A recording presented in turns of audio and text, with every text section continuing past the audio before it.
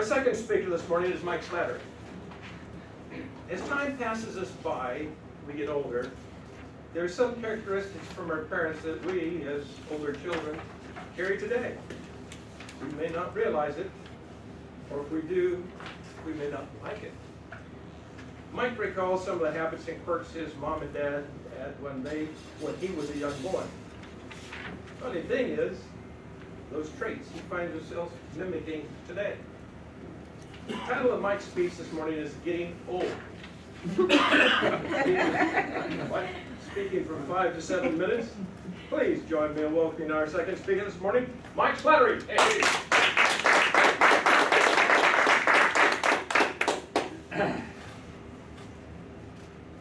Thank you, Mr. Toastmaster.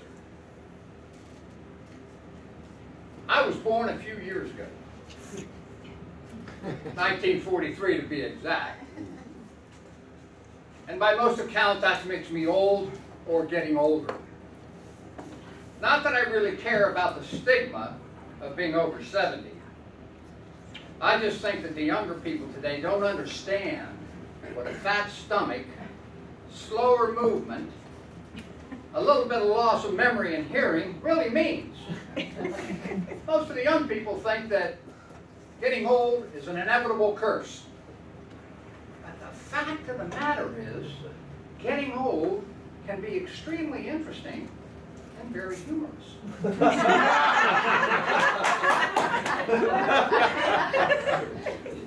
I recall when my dad, Jim, was in his mid-70s. He was never known for his GQ appearance. My mother used to dress him. My father was an executive, worked in New York, always had the coat or the suit and the tie and wore this little silly ass hat.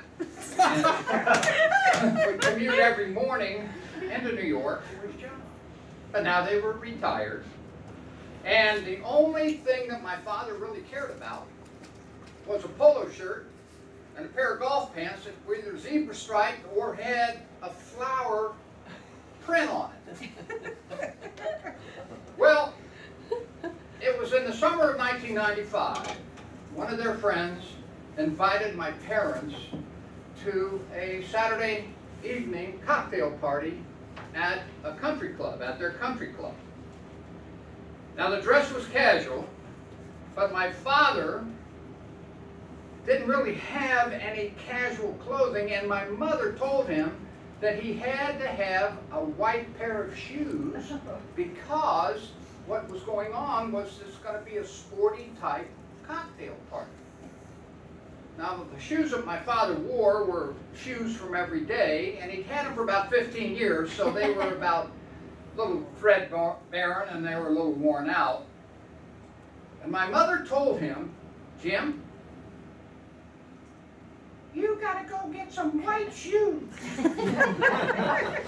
Well, being an obedient husband, over 50 years, my father goes out, goes to the store, comes back empty-handed. Floss, you don't understand what the price is for these white shoes, and I refuse to pay that kind of price for shoes. I will do with what I have. Well, Jim, what are you going to wear? I will wear the shoes that I wear when we go to church every Sunday. Well, that's great, Jim, but they're dark brown. Don't worry about it. I'll make do. Okay, so it was the Friday, the day before the party, and it was in the evening, and my mother was wondering where my dad was, so she went out to the garage to see what he was doing, or if he was in there, which he was, and he had a Sunday go-to-meeting shoes on the workbench with a bucket of white exterior house paint and a paintbrush, painting his shoes white. Jim, what are you doing? Boss, I am painting, you said I had to have white shoes, I'm painting them white. No one will know the difference. It'll be just fine. getting old can be interesting and humorous.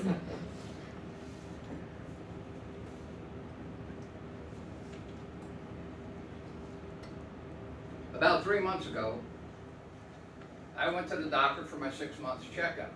And after we were through, I told the doctor I was having a bit of a concern because my wife, Beverly, was having a hard time, in my opinion, of hearing. And I asked him, is there anything that can be done, a small test of some kind, that would check out for me to let me know whether or not she should be seeing an audiologist or going to a hearing specialist. So he said, yeah, there is a little test. He said, stand about 20 feet away and in a normal conversation, say something. If she doesn't respond, go about 10 feet away, do the same thing. If she doesn't respond, get up close. I said, well, that makes a lot of sense.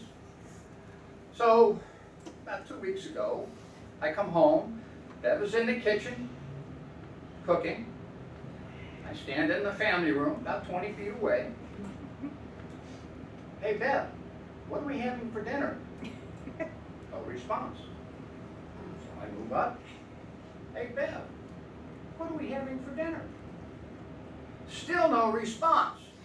So I go right up close to her and I said, Bev, what are you cooking for dinner? For the third time, we're having veal.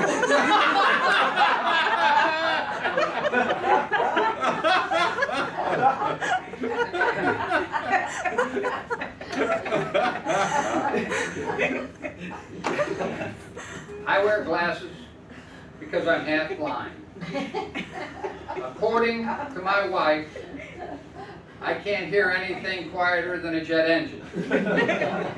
I take 5 different medications that make me dizzy, sick to my stomach, and often tired.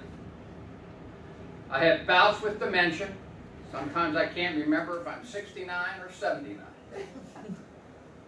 However, every morning when I speak to the Lord, I ask Him to grant me the dementia to forget about all those people that I never liked. And the good fortune to meet those ones that I do like. And the eyesight to tell the difference. Mr. Justice.